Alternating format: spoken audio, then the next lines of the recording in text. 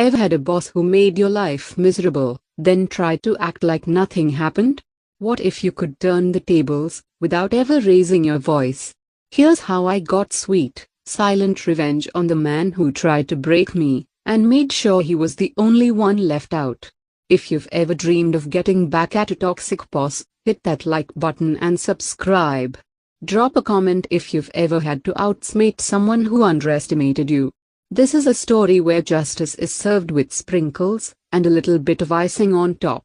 Let's dive in. Let me take you back to the end of my high school days, a time that should have been filled with hope, excitement, and the promise of new beginnings.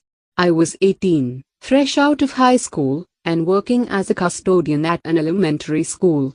It wasn't glamorous, but it was honest work, and it paid the bills as I saved for college. At first, things were good. My boss, the head custodian, seemed friendly enough. He showed me the ropes, cracked a few jokes, and made me feel like I belonged. For a while, I thought I'd lucked out. I was the youngest on the team, but everyone treated me with respect. I remember the first week, he even brought in donuts for the crew and made a point to introduce me to the teachers as our new star. I felt proud, like I was finally stepping into adulthood. But as the months passed, something changed. I don't know what triggered it. Maybe he was threatened by my work ethic, or maybe he just needed someone to take his frustrations out on. Whatever the reason, he flipped. Suddenly, the man who'd once been my mentor became my tormentor. He started nitpicking everything I did, accusing me of slacking off, even when I was working harder than ever. He'd corner me in the supplely closet, his voice low and cold. "You think you're fooling anyone? Everyone knows you're lazy. They all talk about you behind your back."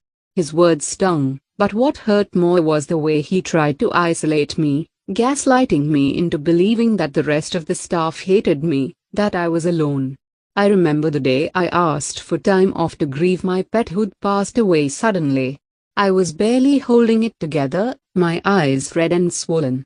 He looked at me with a sneer and said, "Get over it. It's just an animal." The words hit me like a slap. I felt my chest tighten, my hands clench into fists. I wanted to scream, to cry, to run. But I just nodded and went back to work, swallowing the pain. It didn't stop there. He tried to get me fired, going to the principal with lies about my work. But she saw through him. She knew I was doing my job, and she dismissed his claims. Still, the damage was done. My confidence was shattered. My grades started to slip. I stopped sleeping. I'd lie awake at night, replaying his words, wondering if maybe he was right. Maybe I was worthless. I started to dread going to work. Every morning, I'd wake up with a knot in my stomach, wondering what new humiliation awaited me. I'd walk into the building, head down, trying to make myself invisible. The other staff noticed. Some would give me sympathetic looks, others would try to cheer me up with a kind word or a smile. But the damage was done.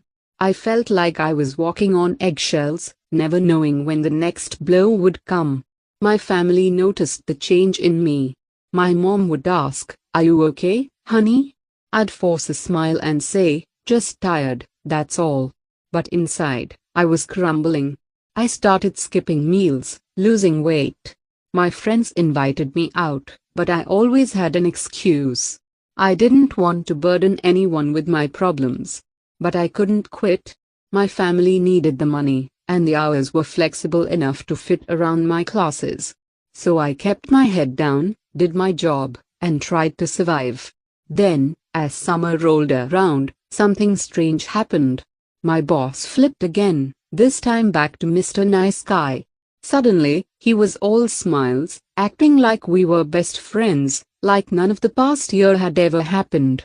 He never apologized, never acknowledged the pain he'd caused. He just expected me to play along. I felt a slow burn of anger in my chest. How dare he?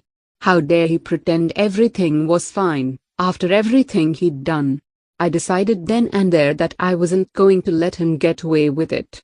I wasn't going to let him rewrite the story. That's when the idea hit me. I've always loved to bake. It's my therapy, my way of showing love. I'd wanted to bring treats for my coworkers for a while. They were the ones who'd supported me, who'd made the job bearable. But if I brought something in, I'd have to share it with my boss. And that just didn't sit right. Then I heard he was going on a camping trip with his family, gone for a whole week, with no cell service. The perfect opportunity. The night before he left, I sent a message in our work group chat, a chat that included my boss. Hey everyone. I'm planning to bring in a dessert tomorrow. If anyone else wants to bring something, feel free. I hit send, my heart pounding. Would anyone respond? Would my boss see through it? The replies started rolling in. I'll bring cookies. I've got brownies. I'll make cupcakes. My co-workers were all in. I could almost taste the victory. The next day, I arrived early, arms full of homemade treats. The break room filled with the smell of sugar and chocolate. One by one, my co-workers arrived, each carrying their own contribution. The table overflowed with desserts, cakes, pies, cookies, bars. Laughter echoed through the halls as we shared stories, swapped recipes, and celebrated the end of another school year. I'd chosen the one day of the week when teachers and staff were allowed in the building, so the party grew even bigger.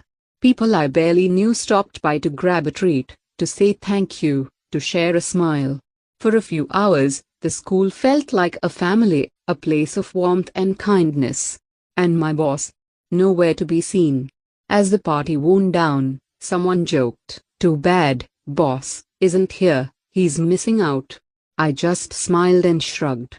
Guess he picked the wrong week to go camping. The best part? Because he was off the grid, he didn't see any of the messages until he got back. When he finally returned, his phone lit up with notifications, photos of the dessert table, messages of thanks, inside jokes he'd never understand. When my boss finally returned from his trip, the atmosphere at work had shifted. People were still talking about the party, sharing leftover treats, and laughing about the fun they'd had. He walked into the break room, saw the empty platters and crumbs, and asked, "Did I miss something?" One of the teachers grinned and said, "Oh, you missed the best dessert party ever. Protagonist organized it. Everyone brought something. It was amazing." He looked at me, his face unreadable. For a moment, I saw a flicker of something, regret, maybe, or just the sting of being left out. He tried to play it cool, but I could tell it bothered him. Later that day, he pulled me aside. "You know, you could have waited until I was back," he said, trying to sound casual. I met his gaze, steady and calm. "I just wanted to do something nice for everyone." The timing worked out. He nodded, but I could see the wheels turning in his head. For once, he was the one on the outside, looking in. For me, the victory wasn't just in the party, it was in the shift of power. I'd taken back control, on my terms. I'd shown my co-workers, and myself, that I didn't need his approval, his validation, or his friendship. I could create joy, community, and celebration without him. And for my boss, he got a taste of what it feels like to be excluded, to miss out, to realize that the world doesn't revolve around him. Maybe he'll think twice before treating someone else the way he treated me. Maybe not. But either way, I got my closure. After the party, things started to change for me. I felt lighter, more confident. My co-workers treated me with even more respect, and some even confided in me about their own struggles with the boss. I realized I wasn't alone. We were all just trying to survive, to find moments of happiness in a tough environment. I started looking for other jobs, determined to find a place where I'd be valued. I updated my resume, reached out to contacts, and even went on a few interviews. The future felt brighter, full of possibilities. At home, my family noticed the change. My mom hugged me and said, "I'm proud of you." My friends started inviting me out again, and I said yes. I started taking care of myself, eating better, sleeping more, even picking up old hobbies I'd abandoned. Looking back, I realized that the hardest part wasn't dealing with my boss, it was believing in myself again. But I did it. I stood up for myself, found my voice, and created a moment of joy in a place that had brought me so much pain. For my boss, the fallout was subtle but real. He lost the respect of his team, the camaraderie he'd taken for granted. He realized that kindness and inclusion matter, and that people remember how you make them feel. For me, the victory was sweet. I reclaimed my power, my confidence, and my sense of belonging. I learned that sometimes, the best revenge isn't loud or dramatic, it's quiet, clever, and shared with the people who matter. If you've ever felt powerless, remember, you can always find a way to reclaim your story.